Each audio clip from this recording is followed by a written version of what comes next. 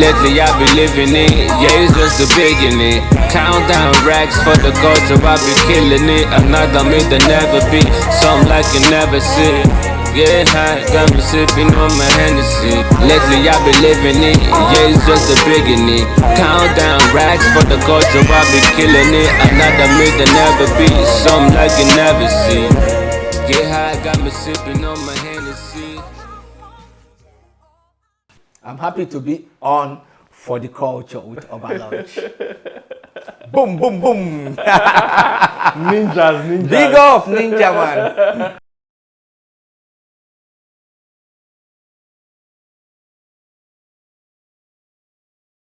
Beautiful people, how are you doing? It's your boy Oba Lurge in the building, Oba Lurge in the house, and I'm in the presence of greatness.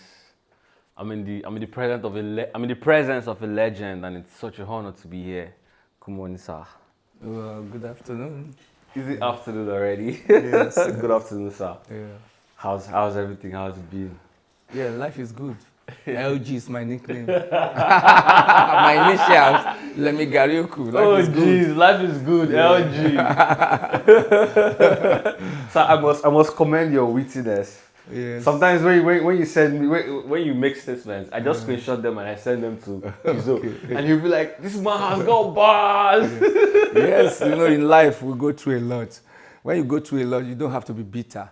You have to learn. Every experience is a lesson. It's worthy for your life. So I've learned to keep smiling, be happy. No one is going to give happiness at all. Not even your spouse or your partner or the so-called government. So you got to make yourself happy and keep moving. Yeah. It's up to you to make yourself happy. I mean, that's a very commendable one you have, sir. So how did art for you start? Like, how did your artistic endeavor begin? How did you venture into art? Yes, I was born into art. Art was born in I. So I realized my love for art and gifts very early in life. I remember I used to draw on the ground, in the sand with a broomstick. In Agege. I was born in Agege. Okay. Yeah, so I would be drawing, especially cars. Those days, there were these expensive cars that come to the next building to where I grew up. A lady, an Hausa lady called Kaswa. So she lived there. She very beautiful, and all these big men used to come and visit, even the big politicians. Yeah. It was even rumored that probably the prime minister at that time was among those people who come. They come with these big, huge cars, the Chevrolet. Okay. And the engine was so silent. So it has horns that make some musical notes that we translate. So so Yoruba people say mo ṣẹ̀ṣẹ̀ bẹ̀rẹ̀ ayé just that I've just started enjoying my life. So I'll be thrilled because the lady used to call me to run errands for her. Okay. When the visitors leave, I have to come and help her pack up the teacups and so on. So I'll be drawing the cars on the ground with a broomstick. And I remember one occasion, I was so enthralled, I was so deeply involved. I didn't even know when the Chevrolet car was leaving. Oh, okay. So it was almost 1 foot from my hand. So one of the neighbors just came and gave me a knock, like, "This boy, what's wrong with you?" So that's how, that's when I remember, those days, that's the way it started. Then I kept drawing. In primary school, I would draw in class. In secondary school, I would draw. Sometimes I get into trouble. So, I mean, it's really beautiful because if you were certain people in such position, that would probably have maybe discouraged them and they probably wouldn't have gone further. So it's really humbling and nice to have learned that experience from you. So talking about the legend, Baba Fela Kuti, please, how did your paths cross and what led to that incident?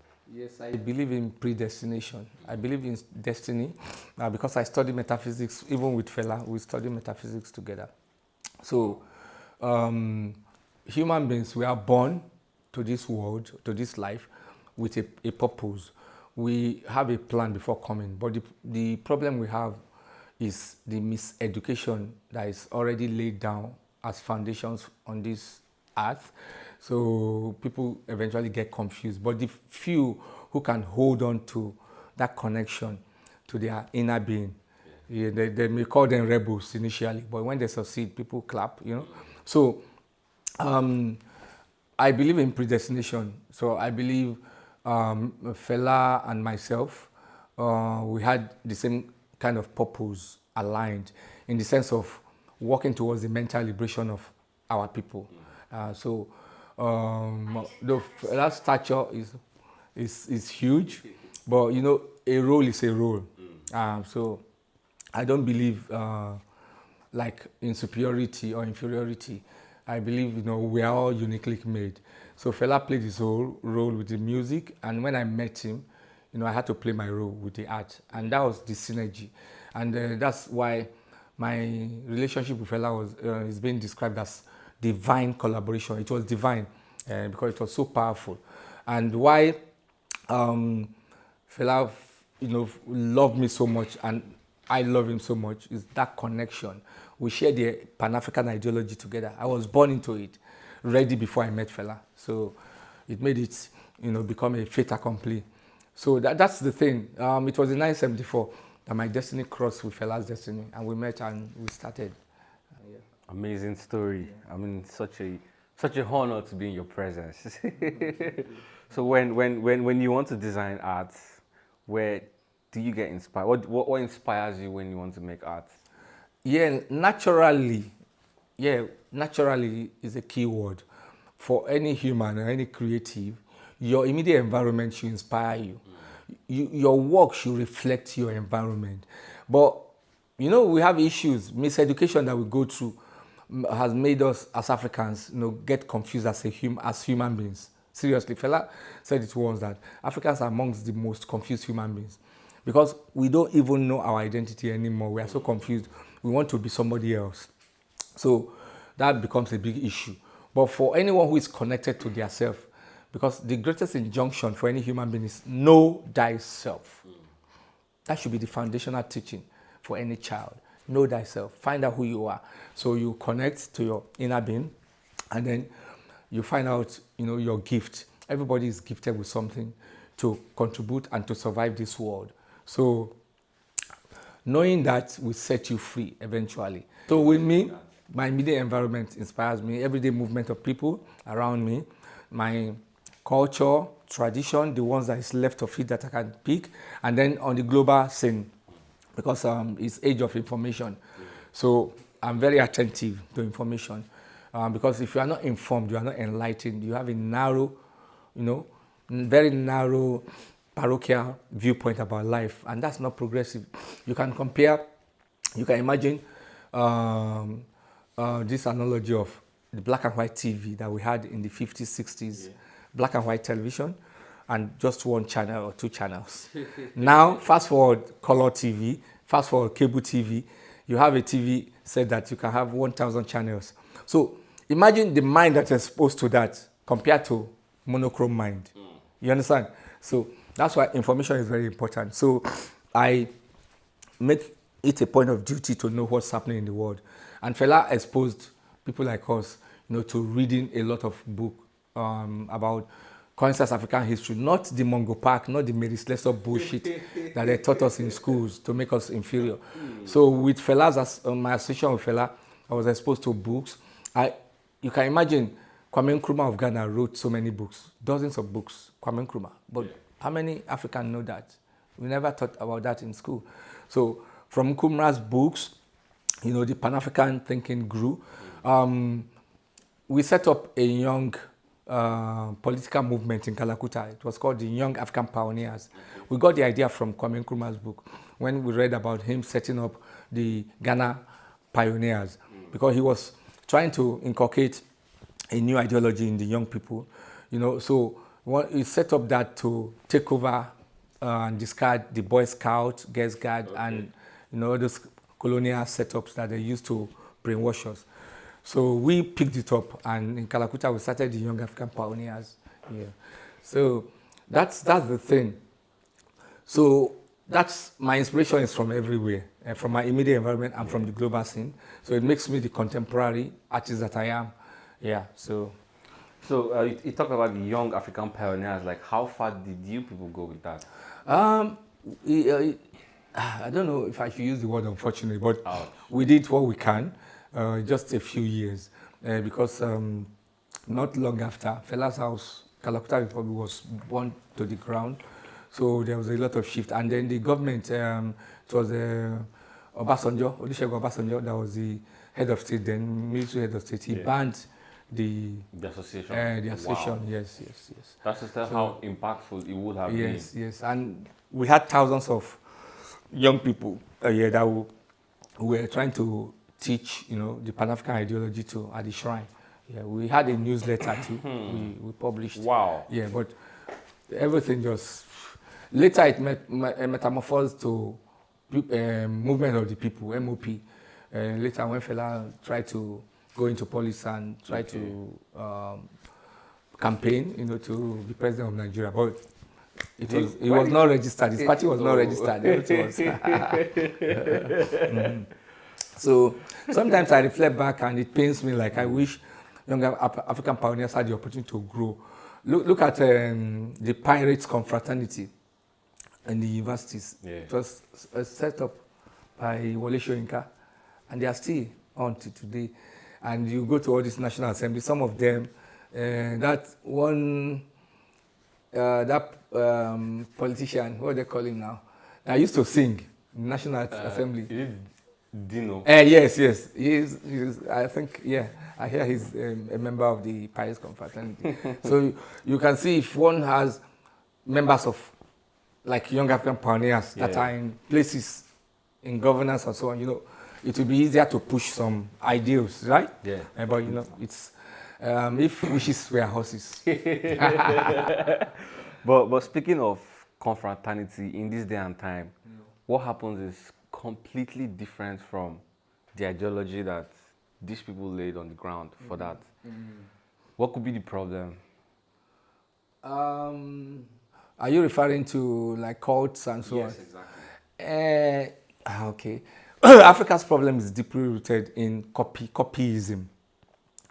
We are not original thinkers anymore because of the miseducation. Everybody goes to school. It's a program.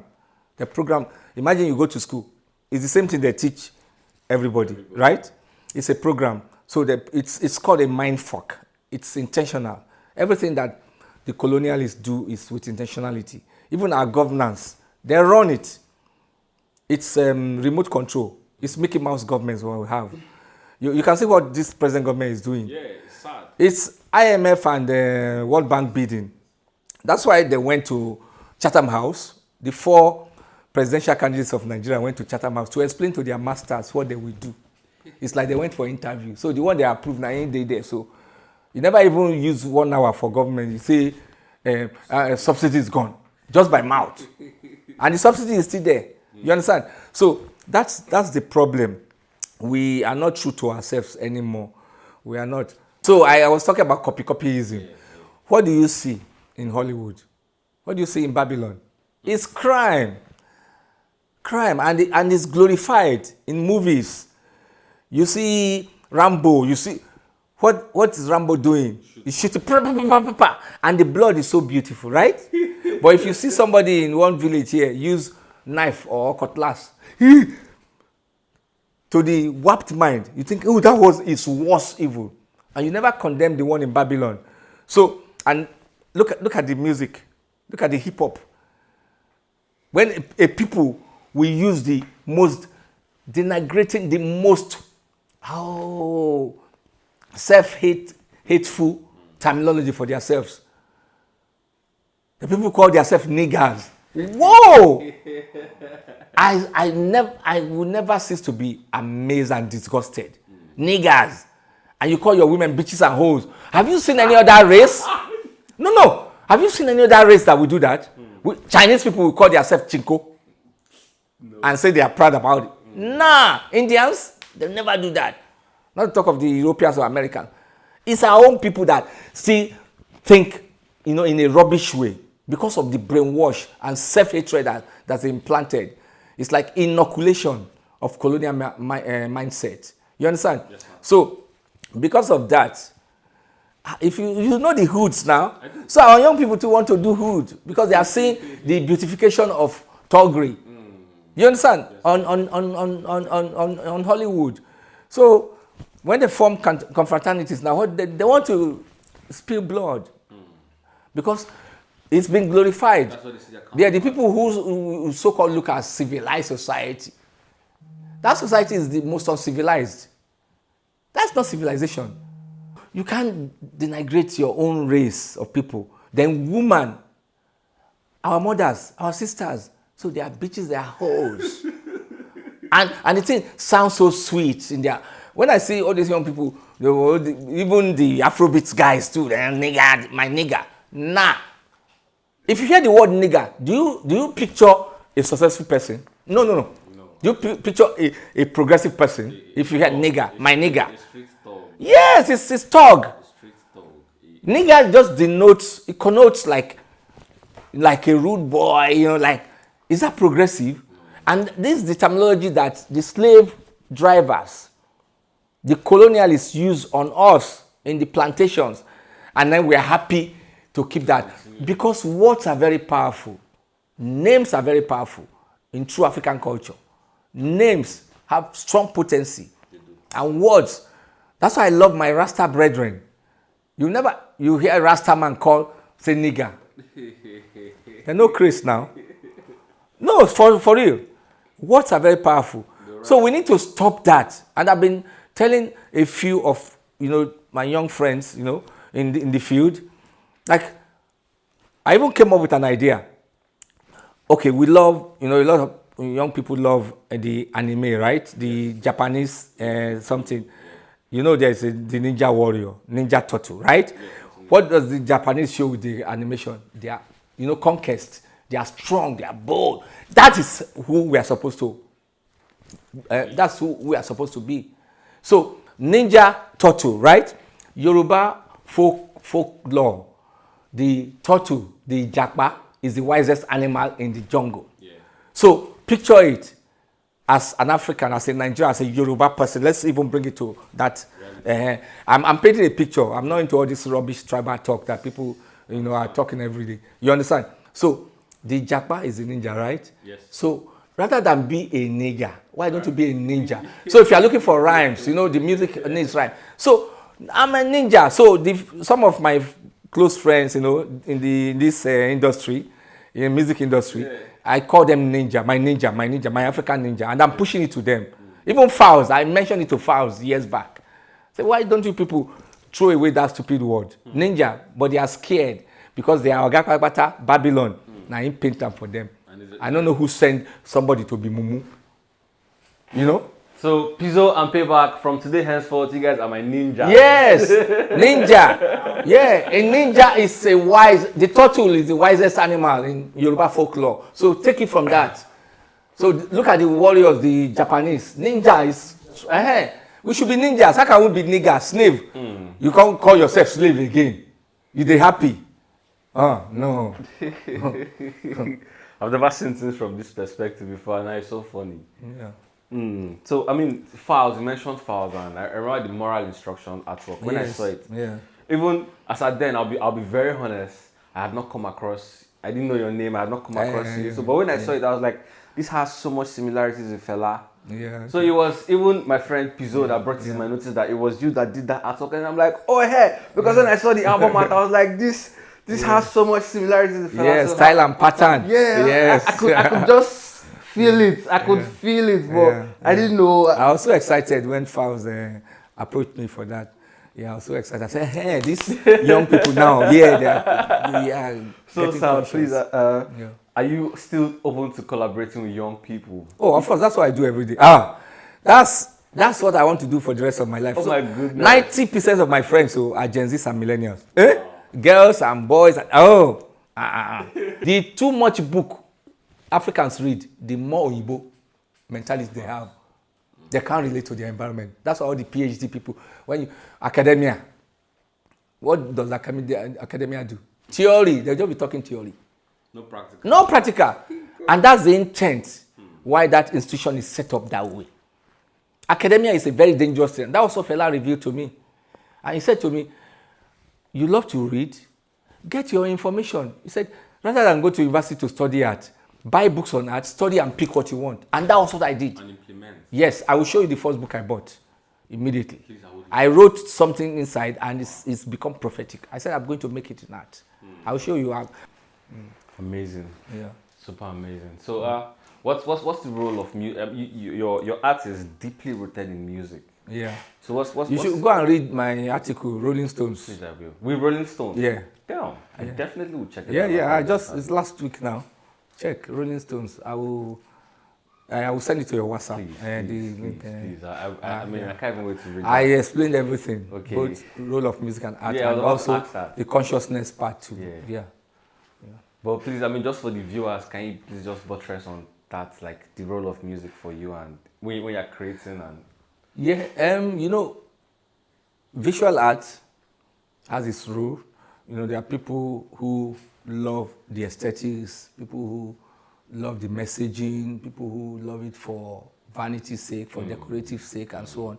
But it's expressions of a creative, and we need those visual images, in our lives.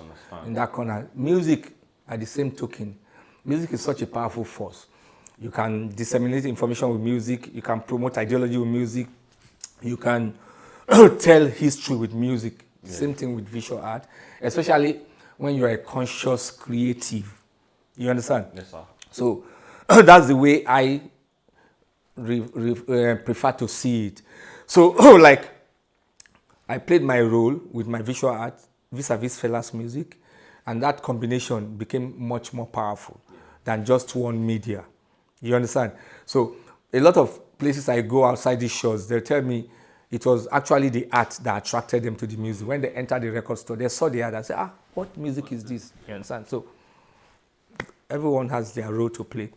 It's important that we know how to play the role we have to play and play it well, especially the kind of societies we have in Africa. We are fighting against forces outside our shores who are controlling everything. Forget independence, it's a lie. It's actually independence. You are inside dependency. Yeah, that's what it means. It's all a lie, They just deceive us and we get carried away. Which African country is independent in the real sense of the word? 99% of the African countries, they are in dependence of the West. Because you need everything from the West. Yes, everything. China too has entered. China is giving loans. In the next 50 years, our children coming, they'll be paying debt. Debt that they don't know about. So, while working with the legendary Fela Kuti, were there any challenges you faced in creating those artworks due to the kind of music he was making? No, not.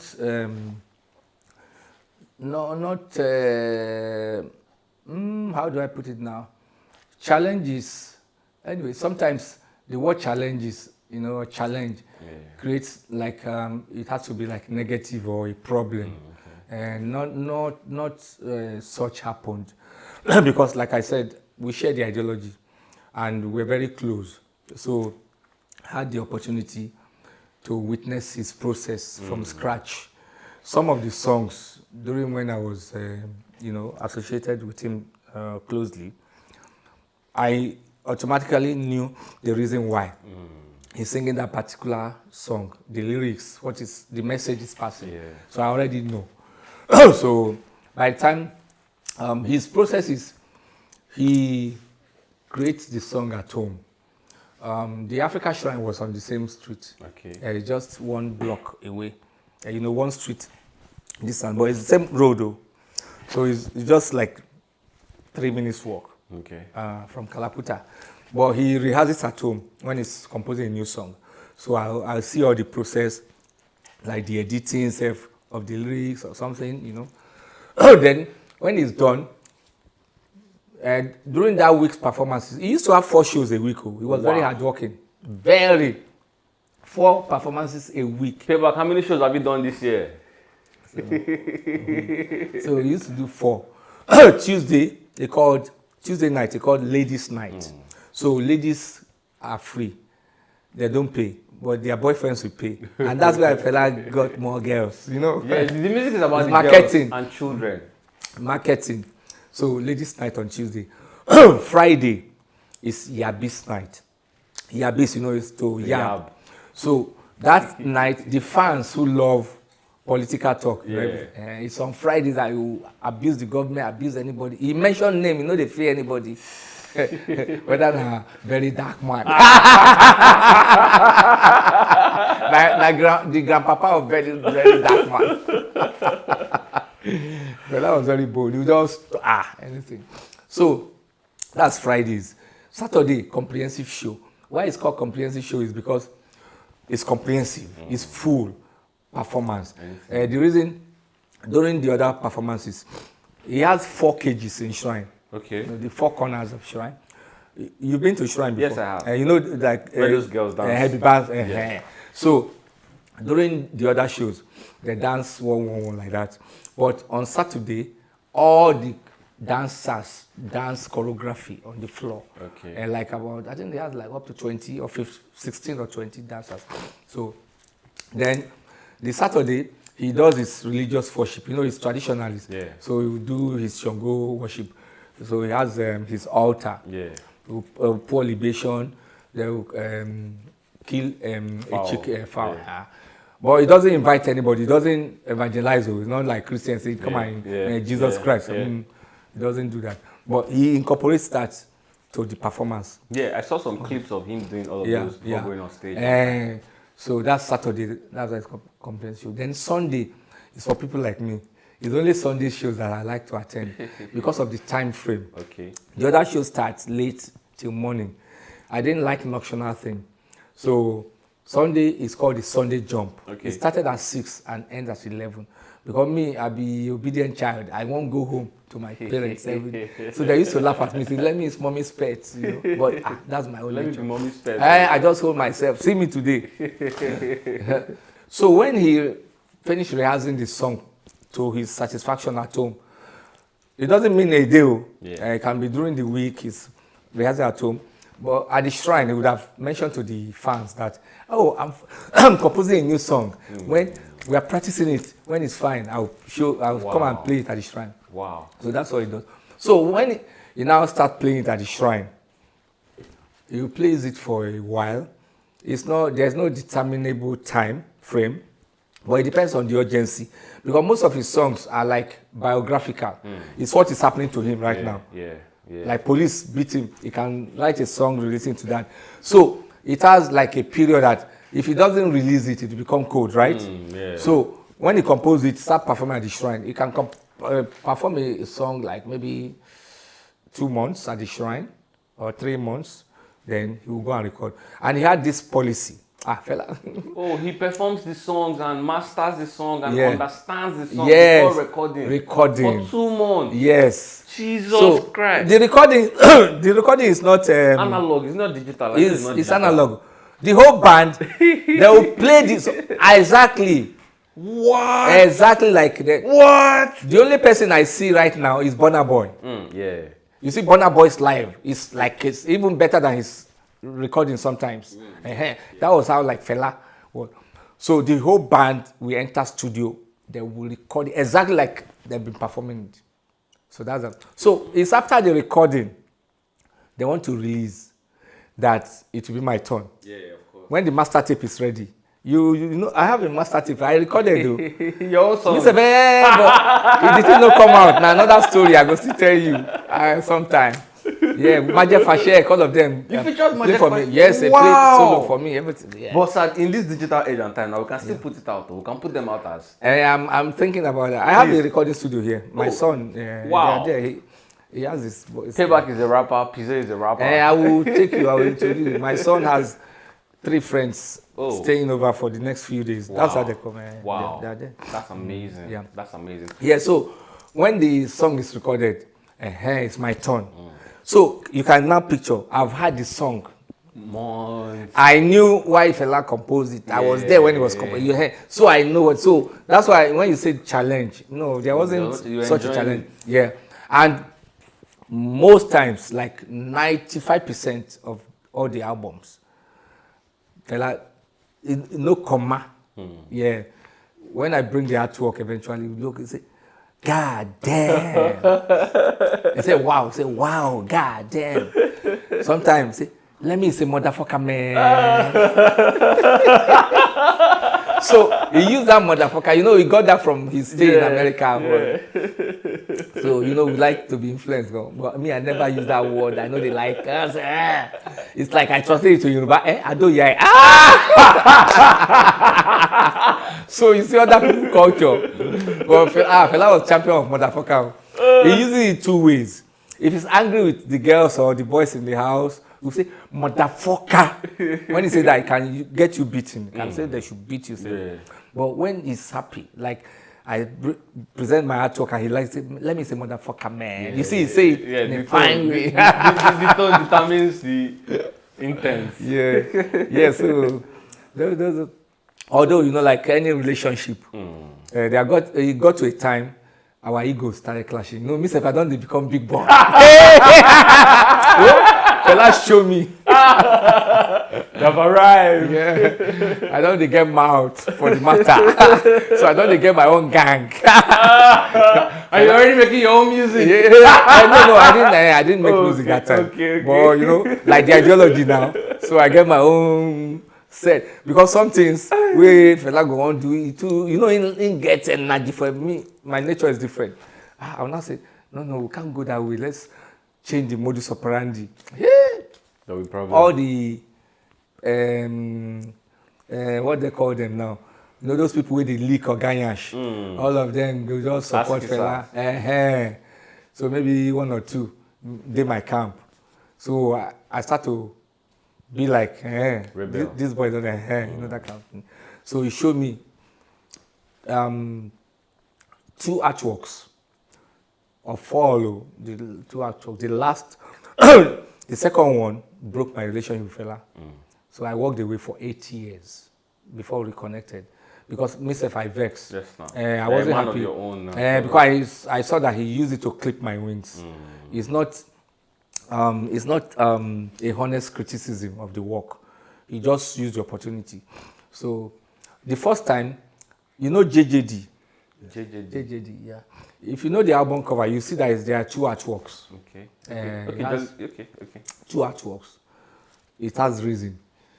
So I did the first one based on my own analogy. Fela he wasn't telling me what to do. I did. You know, I told you I understand everything. So I'll come with my own perspective. So he rejected it. I was shocked for the first time in my career, like that. So, but my spirit said no. I don't joke with my spirit too. Anything my spirit tells me, I had to follow. But I'm not aggressively stubborn, but I'm stubborn in my principles.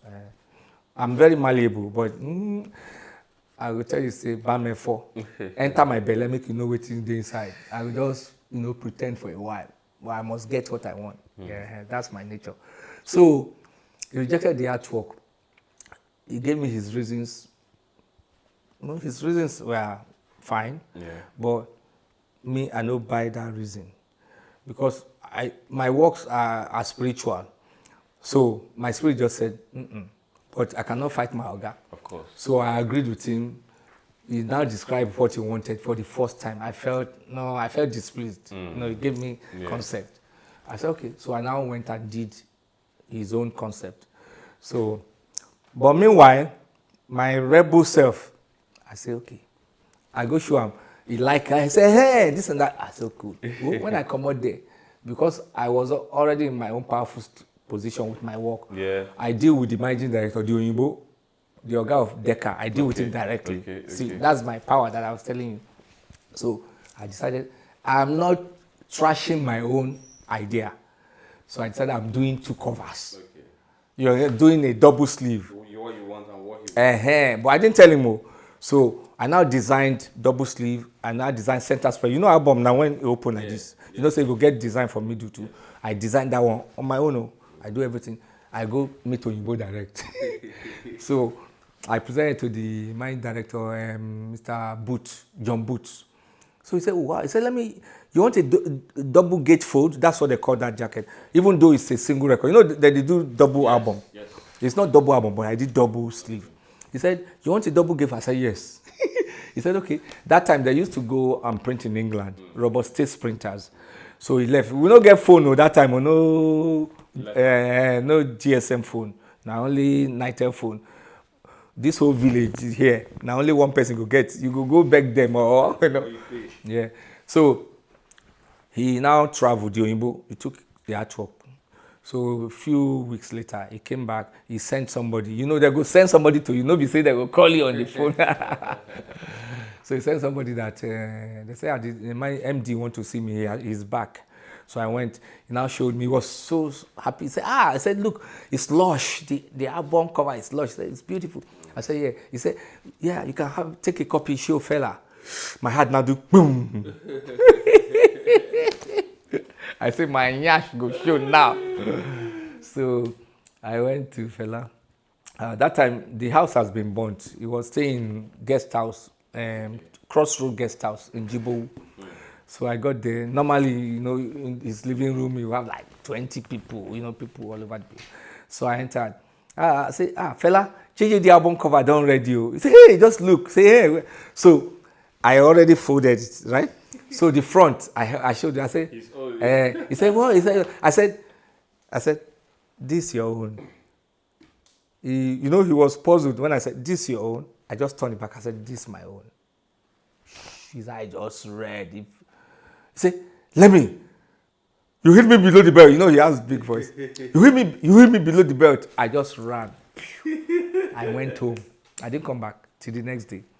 So next day, he don't cool. So he just pretend like nothing happened. Myself, I pretend like nothing happened. He can't do anything. They printed it in. Yes, so I had my way. He don't keep on for Bele. This boy. So when I did Sorrow, Tears and Blood, this one I mentioned was 1977. Okay. The following year, 1978, I did Sorrow, Tears and Blood. And then we had some issues. After the burning, you know, we had our meeting, the political meeting, all that. And I was of a different view that we can't keep hitting our head against the wall. Saying all this that we have to change our mode of operation, you know. But he no agree, his own people no agree. So it's been like watching. The day I went to submit the Sorrow, Tears and Blood artwork, I would say it was unfortunate for me in the sense that he called a world press conference. You know, Fela used media a lot too. I used to call world press conference. So all the editors of, you know, even Obodo Yibo people in place. That time he had moved to his manager's place when he couldn't afford to pay for the guest house anymore. He went through a lot of hard times. So as I entered, you know, everybody said, Lemi. So someone joined and they said, is this Lemi? I was 23 years old. Yeah. I said, is this Lemi? Then I said, I will do an interview with you after. Hey! Fela, I changed like, hey, this boy, in wing, don't he? So he said, make I see what you bring. So I just put, you know, he likes rug. He used to have Bokala rugs. Okay. And then he likes to sit like Buddhist because we study metaphysics. So he likes furniture that is puff. You know, like those Indian puff. So I now lay the artwork down on the rug. You just look at it. That time, my close friends that I took to Kalakuta, they are now started, you understand? Yeah. Because I bought my first car, brand new, Tier Rubber, at the age of 21, from Niteko Apapa. So sometimes we were planning meeting, my friends would say 2 a.m. because of Fela. You know, Fela during afternoon is sleeping and he's doing Ben sleep. You know Ben sleep? He had sex 3 times a day. I saw a clip where Fela said, who said he only has his bath when he wants to have sex. Or I think they mentioned 2 things that those are the only times they has bath. So he used to have sex 3 times. So they would say, Fela, they do Ben sleep. So, you know, so he's a musician. So at night he will be awake, right? Me, I not be musician. So during the day, I did awake. I not go sleep for night. So my friends will say, we have meeting for 2 a.m. I will say, I have plans tomorrow. I have to sleep. Me, I cannot be in Calcutta at 2 a.m. I have to be home, you know. So backbiting starts. Let me don't buy motor now. Now big boy. When we plan meeting, look, I'll tell them we don't need our president now in the meeting. When we finish the meeting, we can give him feedback. So all those things created tension. You know, human relationships. And human beings will always, once there is an organization, there are always people trying to pull other people down. Of course. So by that time, my friends, our movement has reduced. So I just did my own. So there was a particular friend who was still close to me. So he escorted me to Fela's place that day. His name was Ijeba, Bubemi Ijeba. So he was an editor for a magazine called I've forgotten the magazine those days. So it was me and him that went. Fela just look at the art and say, wait till this, wait till this. Why are these people running? Wait till they pursue them. I was shocked. Sorry, I'm going to say my people they fear for the thing they don't see, right? They are running from something. So I was shocked. So my friend said, Fela, you know the song now? That's what he just look at. You know the song, your song. he look at my friend with shut the fuck up look. Look, my friend just kept quiet. Me said, I don't fit talk. So he just got up. He started punching me in my chest. Say, let me check your mind. Your mind is weak now. Is it because they burnt my house? I big government don't bribe you. Don't you know we are revolutionaries? Today we are in JK's house. That's his mind. I said, tomorrow we may be living in the gutters, man. Say your mind is weak. Check your mind. Was down for whatever. Whoa. I felt betrayed because I was 100% committed. Oh, wait till I see they do it today. It's the ideology. I'm not there for the jaga jaga. Yeah. I just started crying like a child. I started crying. So I look useless in front of the journal. All of them will say they go interview me for. Now interview I won't do. Oh. I won't stay here. I just, you know, say they bought my house, they raped my girls. You can't show all of that. I'm looking at him like, ooh. Normally, he will still sing about the burning of the house. Sorry, Charles and Blood, he composed in June. He got inspired in June 1976 during the Soweto killing of students. Okay. Yes, that was where the idea came. I still remember we went to visit Remi, the wife, the mother of Femi and Yeni them. Okay. It was Yeni, Femi Kuti's birthday, June 16. So Fela gave me shakis. I don't shak, but his sister I should. So I was now behaving one kind. And he loved me so much. He said, okay, make I follow him. So I was in his entourage. So we were watching the news. We just heard that the South African police have killed students in Soweto. So, you know, we are Pan-African. So the whole week we were discussing, and then that's how I composed Sorrow, Tears and Blood. So fast forward 1978, 2 years after. Why he didn't release it? Because they burned the house. So his schedule is scattered. Yeah. So why should I draw what happened in 1977 for a 1976 song? You see my wahala.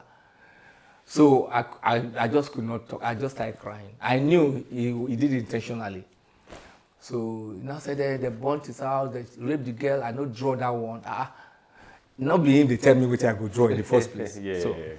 So I just took my artwork. I entered my car. Me and that my only friend will remain. I dey cry. Unity Road, the Keja. I dey cry. They drive. People they look me for road. What did they do this boy? And I told myself, I know the good Fela house again. My friend said, let me no. I said, I said, Fela broke my heart. I said, me. I said, I didn't deserve that. That treatment. Yeah. So 8 years. That's how me. Understand. 8 years. We did Lagos here. Now 8 years later, the universe connected us back. But that's another story. So yeah, that's another story. Yeah. I mean, it's very beautiful. I remember during our last interview, you told me Fela wrote down free entry on a piece of paper. I used to take that to all your shows. Yeah, the first artwork that introduced me to him, it was a portrait, a journalist. I told you now about journalist Babatunde Harrison of Punch. Amazing, amazing. Super session we've had so far. Thank you very much for your time. Oh, you're welcome. This is highly appreciated. Yes, thank you for having us in your studio. Yeah. You're very welcome. My name is Lemi Ghariokwu. I sign as Ghariokwu Lemi, my surname first. I'm a visual artist, graphic designer, and illustrator, born, bred, and buttered in Lagos, Nigeria, Africa. My call to fame are the body of album cover art I provided to accompany the music of Fela Anikulapo Kuti. As an individual artist, I designed 26 album covers in 3 decades, the 70s, 80s, and early 90s, for the career of Fela Anikulapo Kuti. But meanwhile, made a career out of designing album covers. I've designed over 2,000 album covers for over 100 musicians globally in the last 50 years, exactly. I'm happy to be on For the Culture with Oba Lurge. Boom, boom, boom. Ninjas. Big up, ninja man. Thank you very much for having us, sir.